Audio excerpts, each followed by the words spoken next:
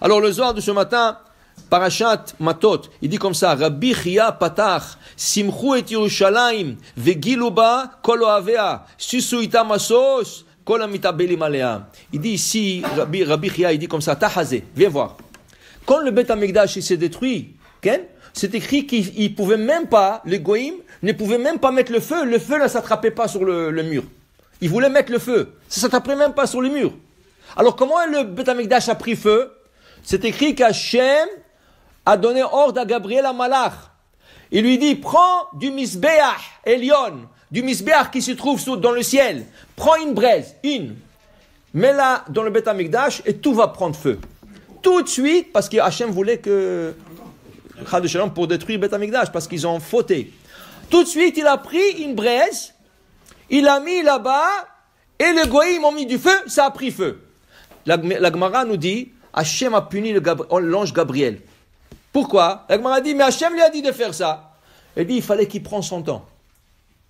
Il fallait qu'il prenne son temps. Pourquoi? La Gemara nous explique qu'il y a des anges, les anges, quand ils parcourent le monde,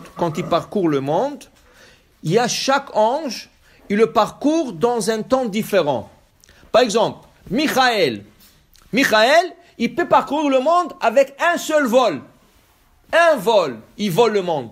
D'un côté du monde, à l'autre côté, un seul vol, il fait le monde. Raphaël, 2. Gabriel, 3. Eliaou en a vu 4.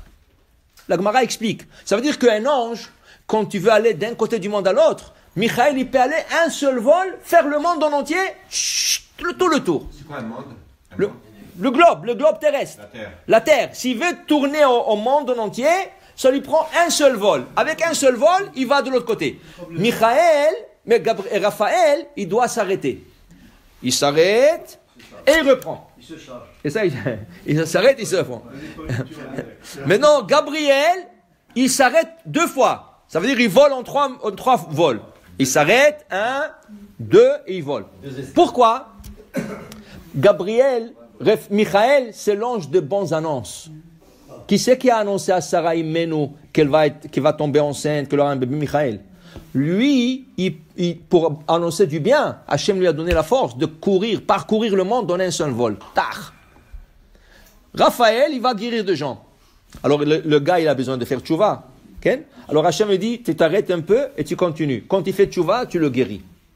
Gabriel, c'est l'ange de la Gevura, de la rigueur. Alors la Gemara explique que la rigueur, on ne veut pas qu'elle arrive tout de suite. Alors Hachem, il lui donne à faire 2 stations. Ça veut dire 3 vols. 2 stations, 3 vols. Pourquoi? Pour que peut-être, entre-temps, ils vont faire tchouva et il n'aura pas emmené le malheur. Alors Hachem a puni Gabriel. Pourquoi? Il lui a dit, prends une braise, mets-la dans Beth Amikdash et ça va prendre feu. Parce que les goïms n'arrivent pas avec la kedusha, ça n'arrive pas à attraper feu. Qu'est-ce qu'il a fait? Il a pris une braise, tout de suite il a mis. Hey, il fallait que tu t'arrêtes. Il fallait s'arrêter pour qu'ils ont la chance, peut-être ils auraient fait tchouva, alors ils ont puni l'ange Gabriel. Dit Hachem, il ne pouvait pas voir ça. Dit Rabbi Chia, Hachem ne pouvait pas voir ça. Qu'est-ce qu'il a fait? Istalak. Il est monté au ciel, il ne voulait pas voir. Il ne voulait pas voir comme le Beth Amikdash. C'est sa maison. Il ne voulait pas voir que ça prend feu. Okay? Alors Istalak et Velo Ashgach. Il ne voulait rien regarder, qu'est-ce qui se passe en bas. Normalement, Hachem, il est mashgiach. Hachem, il surveille la terre. Il surveille ses enfants. Il surveille la terre d'Israël. Il surveille tout. Là, il ne pouvait pas voir. Parce qu'ils le Goïm, ils vont détruire le Beth Amikdash. Ils vont tuer ses enfants. Ils vont exiler ses enfants. Hachem a dit, je ne peux pas voir ça. Istalak. Il est monté au ciel. Il allait tout faire. Alors, il dit ici, la Shekhinah, la présence divine, il a dit, waouh, regarde qu'est-ce qui se passe avec l'âme Israël. Elle ne pouvait pas voir. Elle est partie aussi. Okay? Les Malachim, quand ils ont vu ça, ils ont commencé à pleurer. Les Malachim ont pleuré. Okay? Il dit ici, Rabbi Chia, c'est ça qui dit le prophète Yeshaya.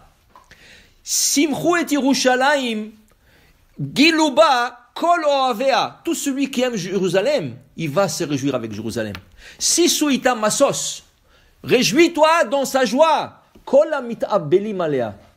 Si tu avais de la peine pour Jérusalem, tu auras le droit aussi de te réjouir avec sa joie. Okay? Mais si pour toi, Jérusalem, c'est rien du tout, C'est une ville comme toutes les autres villes. Ou, par exemple, comment nous en application, comment? Dès le Shulchan Aruch, en faisant le jeûne public. Quand il y a un jeûne public à cause de la destruction de Beth Amikdash et tu jeûnes, ça veut dire que tu as de la peine pour Jérusalem. Okay?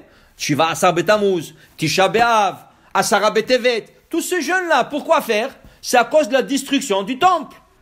Alors il dit, toi tu as de la peine. Alors tu dis que je mange pas. Je mange pas, je vais pas manger. Jérusalem a été détruit ce jour-là. Le mur de Jérusalem a été défoncé ce jour-là. Moi je peux pas me réjouir, je peux pas manger, être bien quand Jérusalem était pas bien. Okay? Ah, mit-abelim alea, tu es en train de prendre le deuil sur Jérusalem. Attends quand Jérusalem va se réjouir. Si suitamasos. Maintenant, quand tu auras la simha, toi, tu vas compter parmi ceux qui vont être dans la joie de Jérusalem. Pour dire c'est important de jeûner pour celui qui peut. Celui qui ne peut pas, on ne parle pas. Mais celui qui peut, altifrosh menatsibour. Ne t'écarte pas du public. Ne dis pas, ah, c'est des vieilles histoires, ça fait 2000 ans que c'est détruit déjà, chaque année c'est la même chose. Non.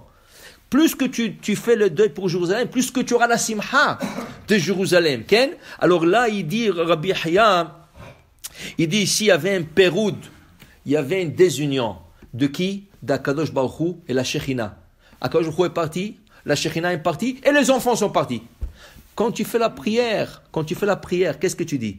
Les Shem Yehud, Kucha Berichu Shrinte. Quand tu commences la prière, il y a les Shem Yehud. Qu'est-ce que c'est les Shem Yehud?